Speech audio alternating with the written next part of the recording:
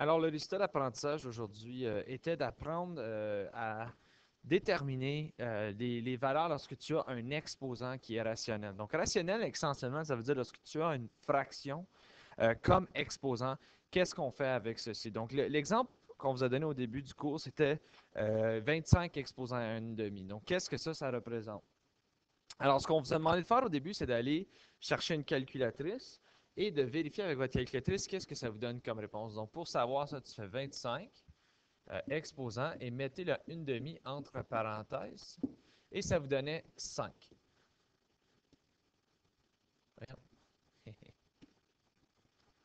Suite à ça, on a dit OK, essayez maintenant avec la calculatrice de trouver c'est quoi 16 exposants 1,5. Oh, pas bonne chose.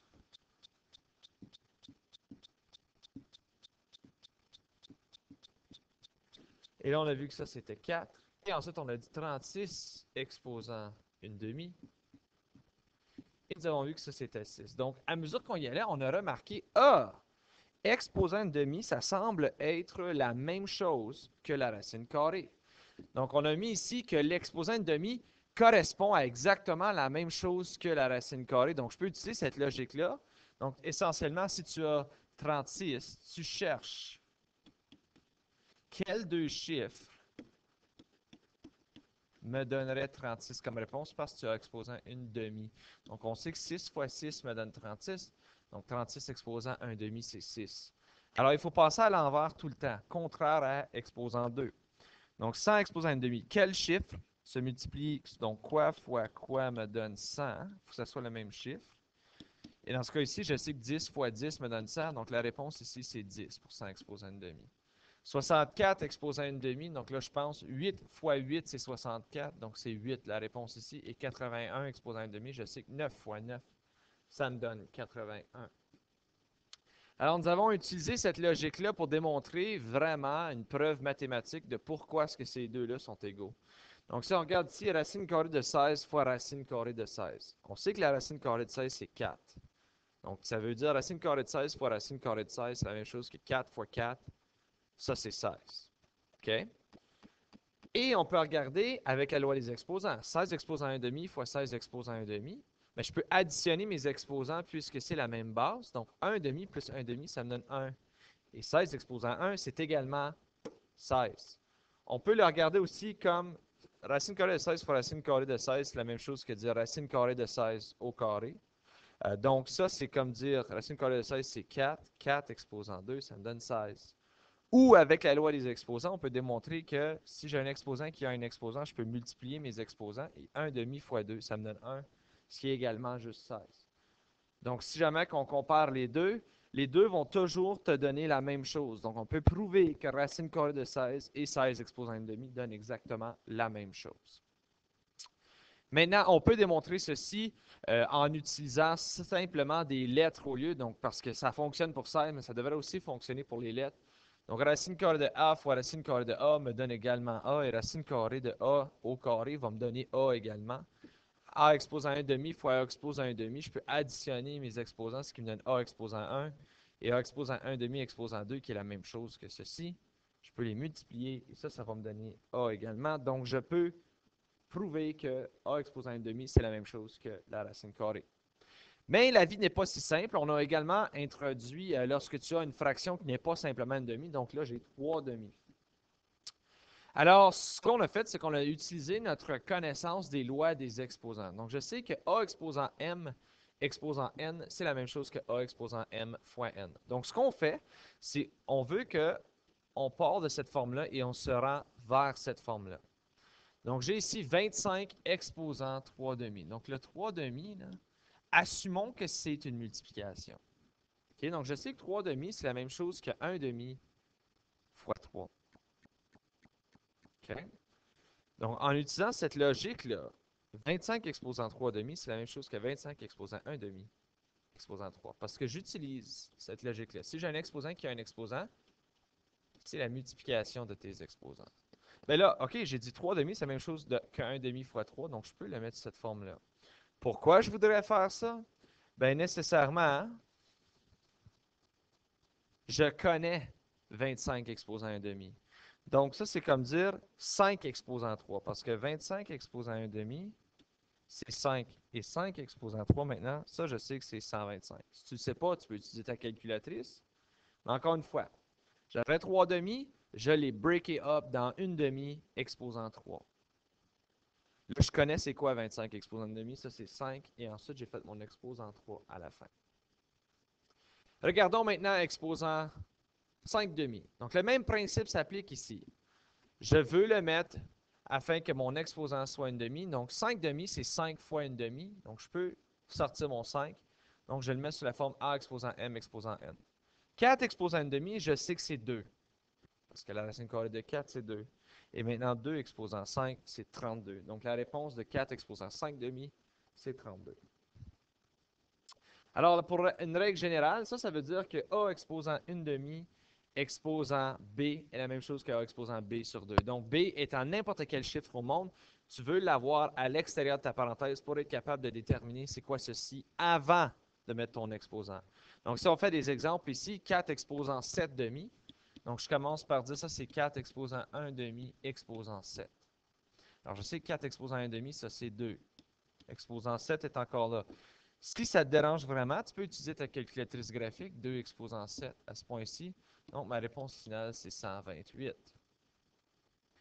Même principe avec 9 exposant 3 demi. Donc, ça va être 9 exposant 1 demi fois, exposant 3, pardon. 9 exposant 1 demi, ça c'est 3 exposant 3, ce qui va donc te donner 27 comme réponse finale. Mais ce n'est pas la seule fraction que nous avons vue en salle de classe. Nous avons également vu exposant 1 tiers. Donc là, il y en a des gens qui sont comme ah, great, je comprends les 1/2, là, tu me donnes d'autres fractions. Mais attendez une minute, c'est pas ben plus complexe. Si je regarde à 27 exposant 1 tiers, on le fait dans notre calculatrice. Ça me donne 3. OK. Ensuite, j'essaie 8 exposant 1 tiers.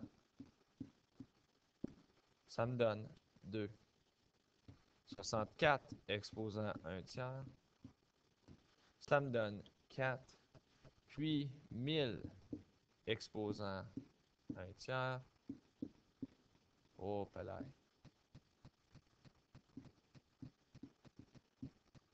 Ça me donne 10. Fait que celui-là est un petit peu plus difficile pour les gens de voir un pattern dans ce cas ici. Pourquoi est-ce que 27 exposant 1 tiers me donne 3? Pourquoi est-ce que 8 exposant 1 tiers me donne 2, 64? Et vraiment, ce qu'on a réalisé, c'est un nombre qui se multiplie par lui-même 3 fois pour donner la réponse. Donc, quand ça venait à, mettons, 25 exposant 1 demi, on disait c'est un chiffre fois lui-même, 2 fois, qui va me donner 25. Puis on a, 5 fois 5 me donne 25. Donc, la réponse ici, c'est 5. Exposant 1 tiers, là, remarquez le chiffre en dessous ici de 2, je trouvais 2 chiffres. Exposant 1 tiers, c'est 3 chiffres. Quel chiffre se multiplie par lui-même 3 fois pour donner 27? Donc, on dit 27 exposant 1 tiers est égal à 3 parce que 3 fois 3 fois 3, c'est 27. 64 exposant 1 tiers, c'est 4 parce que 4 fois 4 fois 4, c'est 64. 8 exposant 1 tiers, c'est 2 parce que 2 fois 2 fois 2, c'est 8. Et encore une fois pour 1000 exposant 1 tiers parce que 10 fois 10 fois 10, ça te donne 1000. Donc, je vous donne ce qu'on appelle la table de cubes. La table des cubes va être capable de vous aider avec ceci. OK? Donc là, je le fais vite fait. 729 exposant 1 tiers. Je cherche quel chiffre se multiplie par lui-même 3 fois pour donner 729. Bien, j'ai déjà la réponse ici, ça c'est 9, parce que 9 exposant 3 me donne 729. 6859 exposant 1 tiers. Donc, je regarde 6859, ça c'est 19. 4096 exposant 1 tiers, ça va me donner 16 comme réponse. OK? Mais là, on peut également utiliser la table de cubes pour nous aider à faire des opérations. J'ai 216 exposant 1 tiers fois 512 exposant 1 tiers. Alors là, ce que je peux regarder, c'est 216 exposant 1 tiers, c'est quoi? Ça, c'est 6 fois 512 exposant 1 tiers, ça, c'est 8. Donc là, lorsque tu arrives à cette étape-ci, il y en a des gens qui vont être capables de le faire avec facilité, ils vont dire ça, c'est 48. Mais il y a aussi des gens qui vont devoir utiliser leur calculatrice à cette étape-ci, puis ça serait correct. Okay? Donc, 2744 exposant 1 tiers, ça, je sais que ça, c'est 14. 343 exposant 1 tiers, ça c'est 7, ce qui veut dire que ma réponse finale, c'est 21 pour ces deux opérations-là. Sauf, il arrive des fois d'où tu as un exposant 1 tiers qui n'est pas dans ton tableau. Donc, ce n'est pas un chiffre parfait, c'est une décimale. Donc là, ici, je vous demande de l'arrondir au centième près. Et dans ces cas ici, quand tu cherches dans ta table, il n'est pas là. Tu prends ta calque, tu fais 127, exposant 1 divisé par 3. Ça va te donner 5,03 comme réponse ici. Et ensuite, tu fais même chose, 1,7, exposant 1 tiers. Ça va donc me donner 1,19 environ pour cette réponse-là. Là, le même principe, on l'a apporté encore. Qu'est-ce que ça veut dire exposant 2 tiers? Donc là, 2 tiers, c'est le même principe que tantôt. Okay? Donc, on se fait un petit rappel que ici, 2 tiers, c'est la même chose que 1 tiers fois 2. Donc, on veut tout le temps sortir celui qui est en haut. Donc, ça, c'est comme dire 27 exposant 1 tiers exposant 2. Je sais maintenant que 27 exposant 1 tiers, c'est 3. Donc, ça devient 3 exposant 2. Ce qui veut dire que ma réponse va être donc 9 dans ce cas ici. Je peux également utiliser ceci pour 8 exposant 4 tiers. Donc, tu commences toujours, étape 1. Tu sors ton 4. Donc, on veut tout le temps utiliser la multiplication. Donc, ça devient 8 exposant 1 tiers exposant 4, qui est la même chose. Mais je connais c'est quoi cette réponse-là. Je sais que c'est 2. Donc, ça me donne 2 exposant 4 comme réponse. Et 2 exposant 4 va donc me donner 16 comme réponse finale pour 8 exposant 4 tiers. Alors, si je veux en essayer quelques-unes ici, je peux regarder à 343 exposant 2 tiers. Donc ça, je sais que ça, c'est la même chose que dire 343 exposant 1 tiers, tout ça exposant 2. Donc là, 343, si je ne m'en souviens pas, j'ai un petit tableau ici pour m'aider. 343, ça, c'est 7 exposant 2.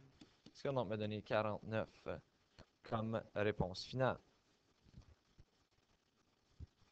Maintenant, j'ai 64 exposant 7 tiers. Ça, c'est la même chose que dire 64 exposant 1 tiers exposant 7.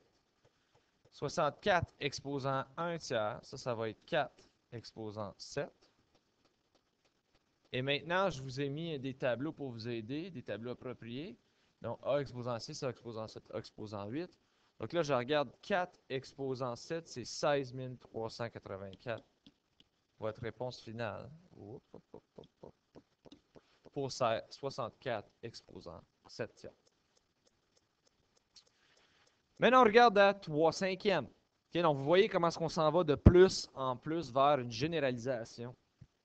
Fait que 3 cinquièmes, il faut vraiment regarder. Encore une fois, on a dit que tantôt, si c'était maintenant 32 exposant 3 demi, on le mettait comme la forme 32 exposant 1 demi exposant 3 parce que ça, c'était plus facile à trouver. Bien, le même principe s'applique ici. Je veux savoir c'est quoi 32 exposant 3 cinquièmes. Fais la même étape. Étape numéro 1, 32 exposant 1 cinquième exposant 3. Donc là, tu as besoin de trouver quel chiffre se multiplie par lui-même 5 fois, parce que c'est 1 sur 5, pour me donner 32. Et pour t'aider avec ça, je vous ai donné un tableau juste ici. Tu dis, OK, 2 exposant 5 me donne 32, donc 32 exposant 1 cinquième, c'est 2. N'oubliez pas, vous avez encore le exposant 3 qui est ici. Là. Et maintenant, 2 exposant 3, je sais que c'est 8, donc 32 exposant 3 cinquième, c'est 8 comme réponse finale. Alors ça m'amène à notre généralisation. Si tu as A exposant M divisé par N, ça c'est la même chose que A exposant 1 sur N, tout ça exposant M. Donc, on exprime d'abord la puissance dans la forme A exposant 1 sur N exposant M. Avec la table de puissance, vous allez aller chercher c'est quoi A exposant 1 sur N et ensuite, vous allez chercher l'exposant à la fin. Donc, j'ai un petit exemple ici pour vous rappeler. Si j'ai 4 exposant 5 demi, c'est 4 exposant 1 demi, ensuite exposant 5. Je trouve c'est quoi 4 exposant 1 demi, ça c'est 2. Et ensuite, je fais 2 exposant 5 pour trouver que ça c'est 32. Alors, si nous prenons quelques exemples que nous avons ici, je vais prendre le 6561 exposant 7 huitièmes. Donc là, je dois, pour commencer, 6561 exposant 1 huitième exposant 7. Alors, je vais aller chercher avec mes tableaux de puissance, c'est quoi exposant 1 huitième? Alors, 6561, c'est 3 exposant 8. Donc ça, c'est la même chose que dire 3 exposant 7. Et 3 exposant 7 ici, c'est 2187. Donc, 6561 exposant 7 huitièmes, c'est 2187 avec les étapes. Je peux aussi faire 1296 exposant 5 quarts. Donc ça, c'est la même chose que dire 1296 exposant 1 quart. Tout ça exposant 5. Alors là, je vais aller chercher, c'est quoi 1296 exposant 1 quart? Alors, je trouve 1296 ici pour les 4. Bon, ça, c'est les 6 que je viens de sortir. Et puis là. Ça va pas trop bien, mon affaire. Alright. On tasse ça. Vive la technologie. OK. Wow. OK. OK. Tassez-vous de là. Bon. OK, on va chercher le tableau pour A exposant 4. Donc, A exposant 4, ici, je regarde pour 1296. Ça, c'est 6 exposant 4. Donc, ça, c'est 6 comme réponse pour 1296 exposant un quart. Il ne faut pas oublier qu'il y a encore le exposant 5 qui demeure à la fin. Donc là, je vais aller chercher c'est quoi 6 exposant 5 avec mon tableau ici. 6 exposant 5, c'est 7776 comme réponse. Voilà. Maintenant, qu'est-ce qui arrive si jamais j'ai un exposant qui est une fraction négative? Okay, donc là, il y a des gens que ça peut peut-être les frustrer un petit peu ou les rendre un peu nerveux. Ben, je vous donne un indice. N'oubliez pas que A exposant négatif B, c'est 1 sur A exposant B. Donc, A exposant négatif M sur N, c'est la même chose que je veux dire 1 sur A exposant M sur N. Donc, si vous avez un exposant négatif, faites le flip dès le début. 1 sur 1024 exposant 3 cinquièmes. Et maintenant, traitez le bas comme vous avez toujours traité. Donc, ça, c'est 1 sur 1024 exposant 1 cinquième exposant 3. Là, pour chercher c'est quoi 1024 exposant 1 cinquième, je vais chercher mon tableau des exposants 5. 1024 exposant 1 cinquième, c'est 4. Ça donne 1 sur 4 exposant 3. Ce qui va donc être 1 sur 64 comme réponse finale ici. On a aussi des expressions complexes qui vont avoir des exposants rationnels que vous allez pouvoir calculer également. Donc, dans ce cas ici, je vous donne ce que j'appelle les tableaux des puissances. Donc, les tableaux des puissances vont vous aider à résoudre ceci. Vous avez trois différents scénarios. Ni un ni l'autre ont nécessairement la même base. Donc, ce que moi, je vais faire, je vais simplement utiliser ça pour calculer chacun individuellement. Donc, ça, c'est comme dire 343 exposant 1 tiers, tout ça exposant 2, fois 2401 exposant 1 quart, tout ça exposant 5, fois, et maintenant vous voyez 49 exposant moins 3 demi, ça c'est 1 sur 49 exposant 1 demi, exposant 3. OK, donc 343 exposant 1 tiers. Fait que je vais aller essayer de trouver, qu'elle me donne, ça c'est 7 exposant 3, donc ça c'est comme dire 7 pour 343 exposant 1 tiers. N'oubliez pas que l'exposant 2 demeure. 2401 exposant 1 quart. Donc là, je vais aller chercher les exposants 4 qui donnent 2401. Bon, c'est encore 7. Le 49 exposant 1 demi, mais ça également, sais-tu quoi? Oui, je vais le laisser comme ça. Ça également, c'est 1 sur 7 exposant 3. OK, donc 49 exposant 1 demi, c'est 7. Donc là, j'ai la même base. Donc, je peux commencer à faire l'addition de mes exposants parce que c'est une multiplication. Donc, ça, c'est 7 exposant 2 plus 5 fois 1 sur 7 exposant 3. 2 plus 5, ça me donne 7 exposant 7 fois 1 sur 7 exposant 3. Donc là, tu as deux façons de la regarder. Ça, en principe, c'est 7 exposant 7 sur 7 exposant 3. Donc, c'est une division. Alors, ça, je peux soustraire mes exposants pour me donner 7 exposant 4 comme réponse finale. Et si je veux savoir c'est quoi 7 exposant 4, je n'ai qu'à regarder ici, c'est 2401 comme réponse finale. Donc là, j'ai utilisé les exposants rationnels ainsi que les lois des exposants pour essayer de résoudre ces problèmes-là. Alors, ceci met fin à la leçon d'aujourd'hui. Si jamais vous avez des questions, n'hésitez pas à m'envoyer un message sur Edmodo.